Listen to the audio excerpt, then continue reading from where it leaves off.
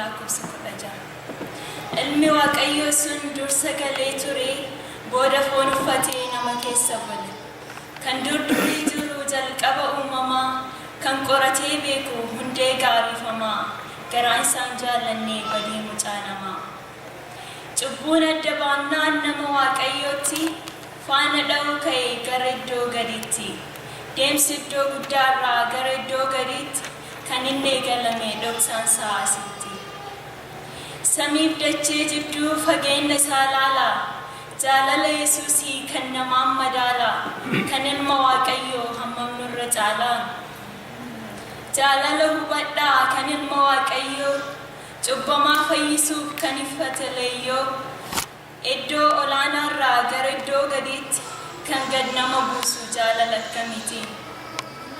Ilmi Waaqayyoo sun gad jedhee qabame nuuf garuu gad jechuun maaliif dadhabame bartumoo barsiisatu irra ulfeeffama utuu isaan hin taane seenaan koon beekama.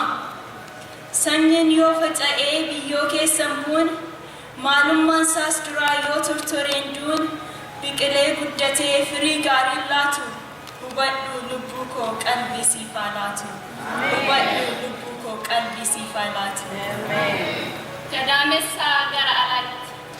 Erga biyyi lafaa cubbuudhaan maseene sagaleen jireenyaas gadameessa seenee samii gadhiisee abbaarraa adda ba'ee muddama jireenyaa hundumaa danda'ee gadaamessi cubbuu ilma Waaqaa baate akkasitti burqaan duraan bu'ee yaate.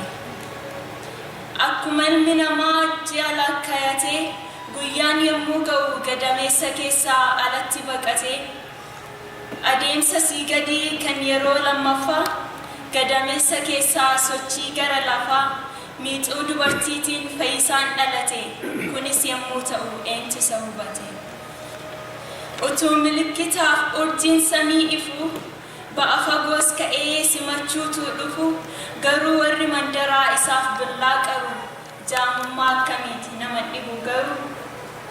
Waa'een dhalachuusaa hundaan ajaa'iba seenaa ilma Waaqayyootu guddisee na dhiba. Namni horii isaatiif iddoo gaarii tolchee manatti galfatu ilmi Waaqayyoo immoo gara isaanii dhandhaanumaaf iddoo dhoowwatu. Gadameessa keessaa sochii gara alaa silaallee Yesuusiif biyya lafaa miti samiti isaaf mala. Miixuu Maariyaamiif utuma Yoosefii oliif gad wixxisu warri Beetaliheem balbala dhoowwachuuf asii gadittisu. Adeemsa sii gadii kan nuuf deeme leeyyoo mana dhoowwanneerraa nuti ilma Waaqayyoo. Adeemsa sii gadii kan nuuf deeme leeyyoo iddoo qabnaa fiilaa nu ilma Waaqayyoo. Beetalihemii gara Gibxiitti. Waan hundumtuus ta'ee mucaanis dhalatee mandarri Yihudaas gaafii wal gaafatee ergamaan Waaqayyoos tissootatti mul'ate. Mootii Yihudootaatti dhalata jennaani roqomuu eegalee Heroodis kanaani. Kanumarraa kaasee Heroodis sodaatee maal gochuu akka qabus gaafii gaafate. Kan duraan caafame raajiin bara dheeraa dhuguma fayyisaan namaaf dhalateera jedhee ogeessota ba'a biiftuu waamee yeroo sagaddaniif asirra deebi'aa jedhee dhaamsa dhaame. Utuma kun jiru ta'ee akka dhaamsatti Waaqayyos mul'atee abjuun Yesuufitti akkasittiin jedhee mul'ata halkaniitti. Mucichaaf haadha isaa fuudhii gad bu'i deem gara Gibxitti. Heroodis mootichi mucicha ajjeesuuf barbaadaa jiraati. Jennaan Yoosef ka'ee adeemsatti fufee halkaniin Gibxitti adeemsa sii gadii ammas mul'ate kunoo akkasitti. Akkasitti eegalee humni dhugaa lolu moggata ari'atu hojiin agarsiisee jawween afaan banee mucaa dubartiitti liqimsuuf eeggatu. Naazreetii Yordaanositti. Kun hundumtuus ta'ee erga Heroodisiif waamichi godhame mucaanis jabaatee magaalaa Daawititti erga deebifame akka namaas ta'ee rakkin ilma namaa hundumaa cuubatee abbaaf haadha wajjin hawaasummaa seenis hundumaa subatee tajaajila Waaqaa gochaasa Waaqarraa gochuuf eegalu adeemsa sii gadii Yordaanosiin dhaquudha adeemsisaaf malu. Gaaf tokkosii ka'ee dirree Yordaanosii asii qaqqabate. Akkuma inni dhufeen ijji Yohannis cuuphaa isarra qubate. Ilaa Waaqayyoo cubbuu ilma namaa hundumaa sabaatu. Akka kootuun ta'een isa fuuraan cuuphee jireenya nuuf laatu. Jedhee Yohannis yommuu yaada bu'uuraa laatu. Danuudhaaf hin galle gaafa siyyuu isaanuu gaafii wal gaafatu.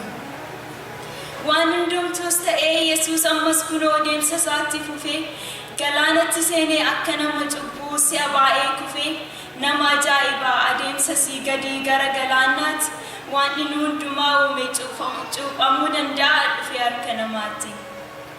Kunoo hamma kanatti gajjechuu jaalatee dhufee inni Waaqayyoo beennaan cubbuu kennaa isa cubbuun beenne uffachiise leeyyoo.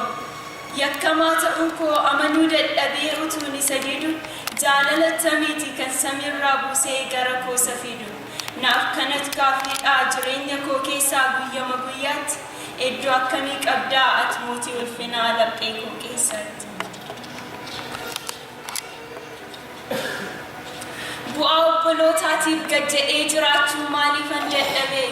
Akkan hin guddanneef hundi amantii koo maal tolcharra dhaabe?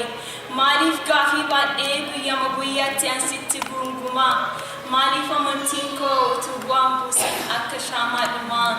Nanis na barsiisii nan fedhaa bu'aa obbolootaatiif ta'ee akkan jiraadhu jireenya koo keessatti iddoo akkasiif laadhu.